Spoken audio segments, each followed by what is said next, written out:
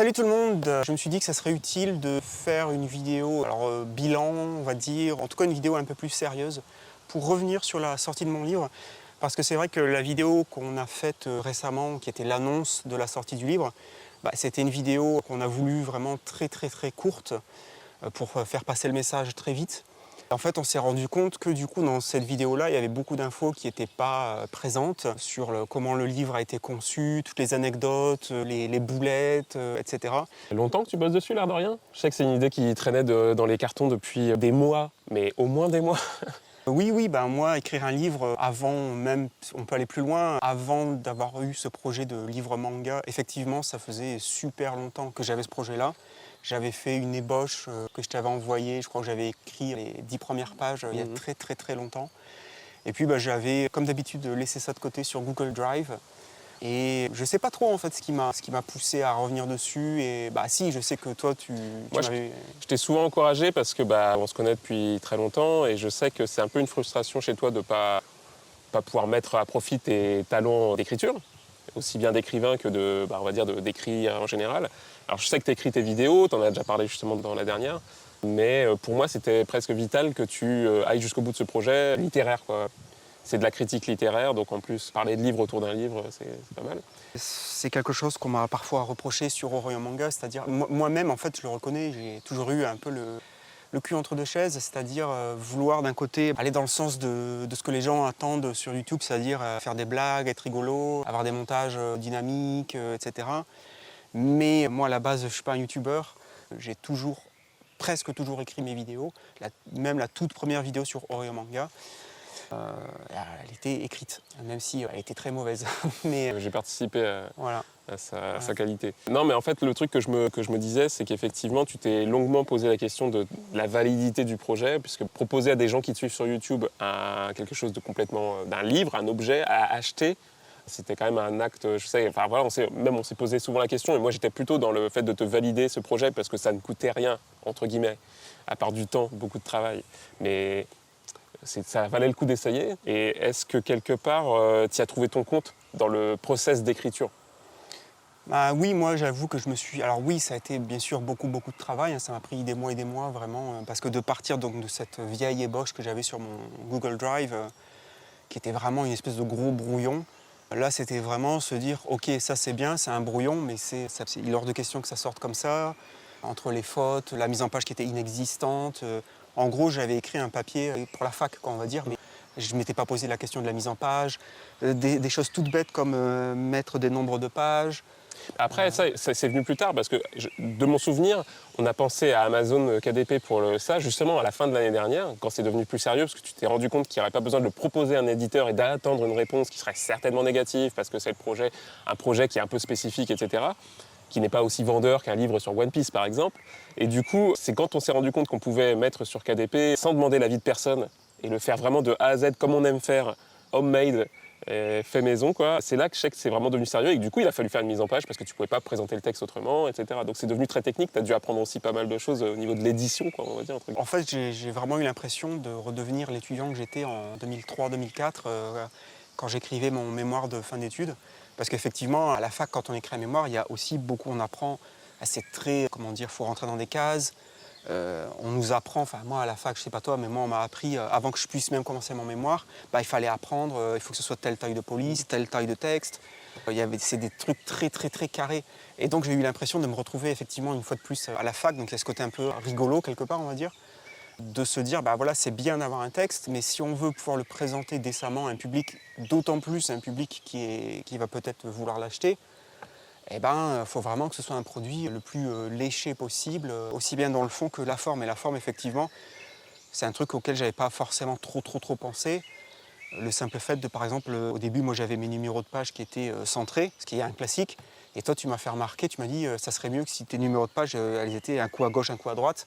Parce que quand on feuillette le livre, du coup, il suffit de regarder le bas de page tout de suite et on voit. Ouais, parce qu'autant pour un roman c'est moins grave, mais là vu que les gens peuvent vraiment chercher tel livre, allez, du coup on va rentrer un peu dans le fond du livre grâce à ça. C'est le fait que moi ce que j'ai aimé quand tu m'as présenté le bouquin, c'était qu'il y avait un sommaire, ou un index, je sais pas comment on dit, et du coup avec la page précise des 50 ouvrages dont tu as parlé. Donc si tu n'as pas envie de le lire de façon linéaire de A à Z, de la page 1 à 188, tu peux décider, bon bah attends, quel manga, quel titre me donne envie, ou que j'ai déjà entendu parler et je voudrais savoir ce qu'il dit dessus. Tu prends, ah bah celui-là, page 88, hop, et tu vois tout de suite sur le côté du livre, tu trouves 88 et tu vas voir. Ça, j'ai trouvé ça super. Et du coup, bah, pour en arriver là, qu'est-ce qui a fait la sélection de ces ouvrages? C'est des trucs dont tu avais déjà un peu parlé sur ta chaîne, donc du coup, c'était déjà des ouvrages que tu maîtrisais et c'est pour ça que tu as décidé de les mettre ou... Oui, bah en fait c'est un peu donner une seconde chance à tous ces livres et tous ces auteurs, puisque bah, la plupart de mes vidéos, et attention, je ne me plains pas, mais la plupart de mes vidéos font peu de vues, en tout cas à l'échelle de YouTube. Mais c'est quelque part, c'est le jeu, hein, quand on parle de choses méconnues de fait. Et c'est une des choses aussi qui m'a un peu motivé à aller jusqu'au bout de ce projet de livre, à me dire, bah, en fait, j'ai tous ces textes qui ne sont pas les textes qu'on trouve dans le livre, mais ce sont des bases sur lesquelles je peux m'appuyer pour écrire le livre. Et moi-même, en fait, je me suis surpris, vu que Orion Manga, ça fait maintenant très longtemps que je le fais, et j'ai fait des centaines et des centaines de vidéos, je me suis surpris en fait à avoir oublié certains livres que j'avais lus et dont j'avais fait une vidéo. À me dire, mais c'est vrai, ça je ne me souvenais pas, j'en avais parlé, etc. Donc ouais, c'est donner une seconde chance, une seconde vie.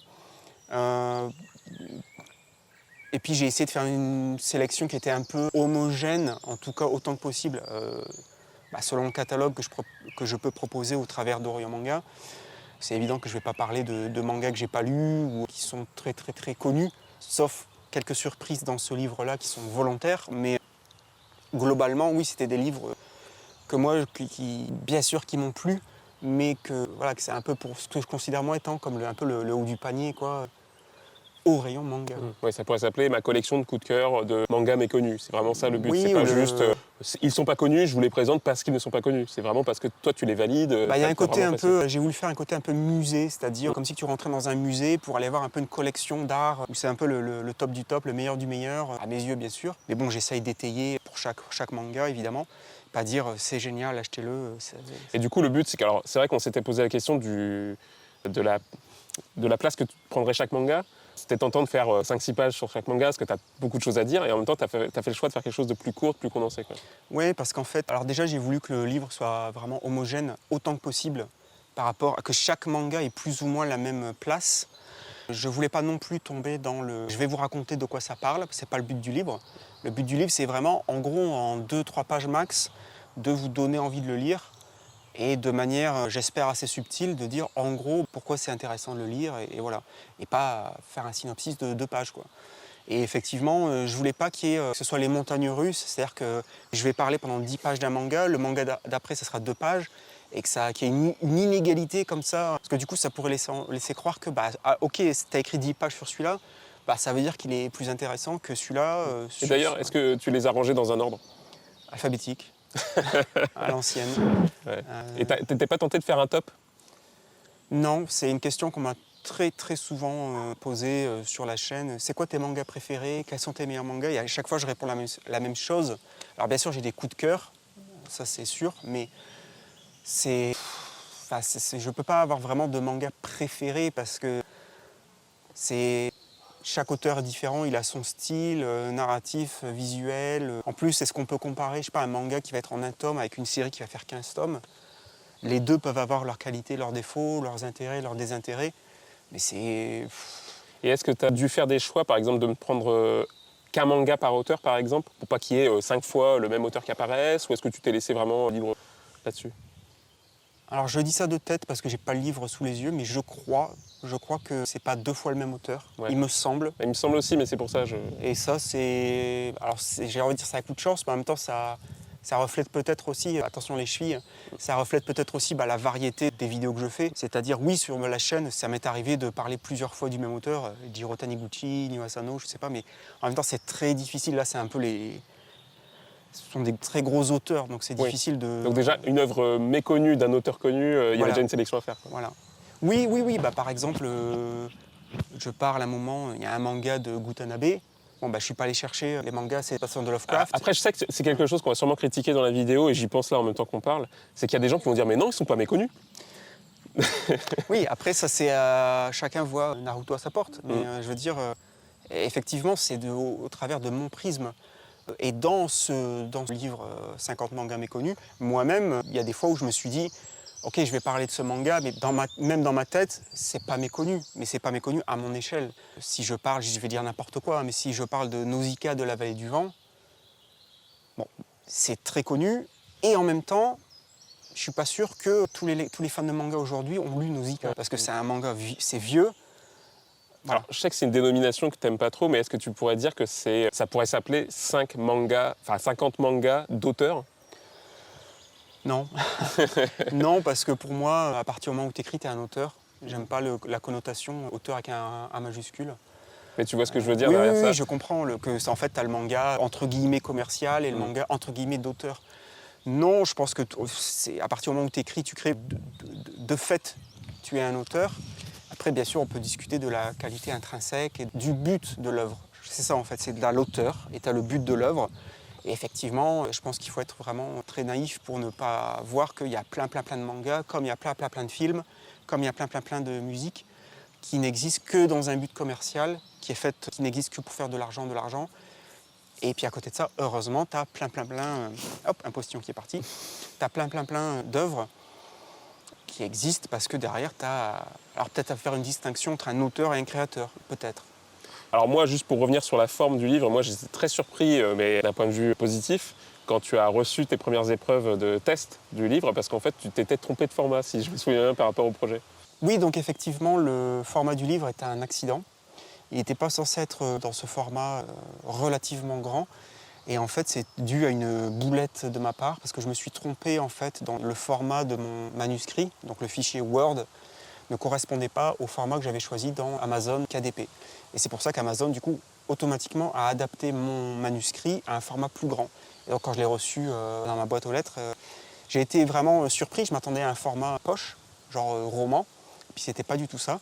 Mais ma boulette a bien fait les choses, je pense, parce qu'effectivement, il me semble que ça correspond mieux pour ce genre de livre-guide, d'avoir un format plus grand qui offre un confort de lecture peut-être meilleur. Moi j'ai essayé d'imaginer le parcours du livre, de la personne qui l'achetait, pourquoi elle l'achète. Est-ce que c'est un compagnon de ta chaîne pour quelqu'un qui aime bien ce que tu fais en général sur YouTube et qui veut voilà, juste avoir un petit peu la suite des événements? Je pense aussi que c'est une façon d'aller au-delà de la chaîne, c'est-à-dire d'aller plus loin, de prendre le temps de réfléchir à des choses en lisant tranquillement, en n'étant pas devant un écran. Et puis moi je le vois vraiment comme un bouquin qu'on prend en vacances. Je sais pas pourquoi. Tu sais, c'est un peu pour s'éloigner justement de YouTube, de la rapidité de YouTube, de l'instantanéité de YouTube. Et est-ce que c'est comme ça aussi que tu l'as travaillé quand tu as repris ces œuvres que tu avais déjà fait sur YouTube? C'est une des raisons pour lesquelles tout à l'heure on parlait de comment dire, que j'ai pas voulu écrire 10 pages par manga, etc. Que je me suis forcé à une certaine concision.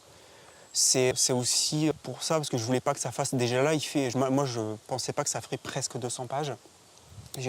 Ça monte très vite en fait. Et je voulais pas faire un truc de 500 pages, indigeste, etc.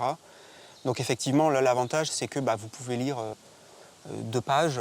Vous lisez 2 mangas, ça prend, je sais pas, un quart d'heure, même pas. Ça peut être Ça va 10 vite. minutes dans le métro, Ouais. tu prends ton bouquin. On repose et c'est fini. Puis on s'en sert comme cale-porte, quoi. Ou pour allumer la cheminée. Alors moi, j'ai une question pour toi, du coup, peut-être un peu en conclusion. Vu que tu es quelqu'un qui ne lit pas de manga, c'est pas ton délire, quoi. Mais que, a priori, tu as quand même beaucoup participé à ce projet.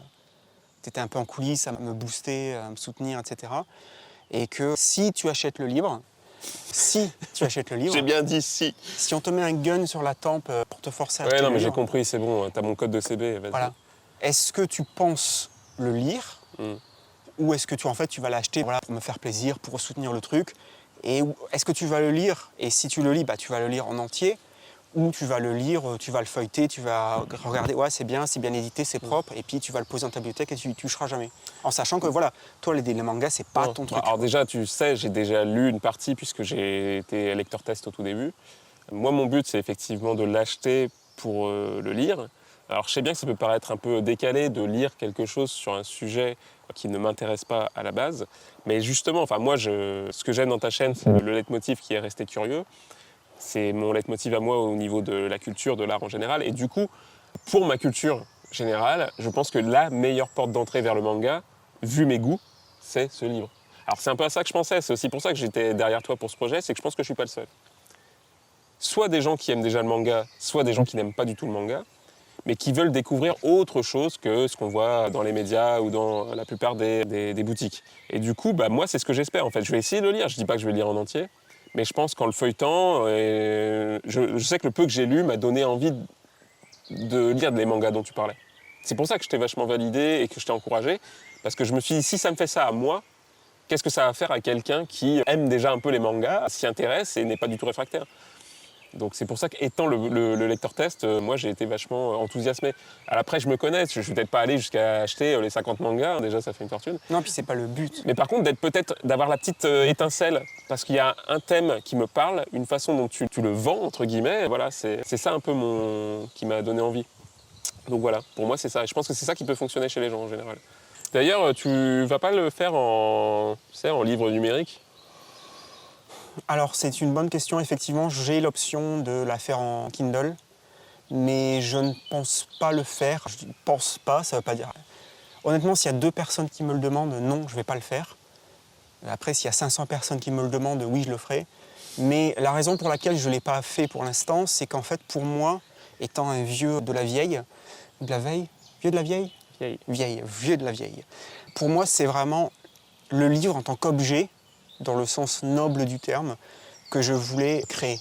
Parce qu'en fait, admettons, en gros, le livre, il existait avant d'être en version livre. C'était mon manuscrit sur mon PC.